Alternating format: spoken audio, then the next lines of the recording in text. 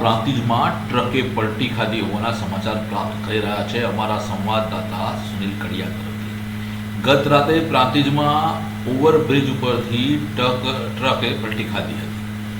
યોગેશ્વર સોસાયટીના ઓવરબ્રિજ પાસે સામાન ભરેલા ટ્રકે પ્રાંતિજ પર ગઈકાલે રાત્રે પલટી ખાધાના સમાચાર પ્રાપ્ત થઈ રહ્યા છે।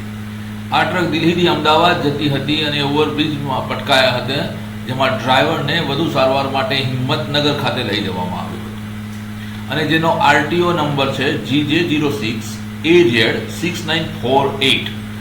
આ જોગે ટ્રકને પલટી ખાવાથી કોઈ મોટી જાનહાનિ કે કોઈ જાનહાનિ થઈ નથી, પણ બ્રિજ ઉપરથી અવારનવાર મોટા અને હેવી સાધનો પસાર થતા હોય છે। આ સાધનો વારંવાર પલટી ખાય કે આવા કોઈ થાય તો આજુબાજુની સોસાયટીવાળાઓ ડરના માહોલમાં રહેતા જોવા મળે છે, કારણ કે રહીશોના જીવ તાળવે ચોંટી જાય છે। સાધનો પલટી ખાતાના સમાચારથી લોકો ત્યાં જોવા પણ ઉમટી પડતા હોય છે અને બીજા અકસ્માતની પણ ભય રહેતો હોય છે। આ માટે હાઈવે ઓથોરિટીએ પણ કંઈક વિચારવું જોઈએ। સંવાદદાતા સુનિલ કડિયા।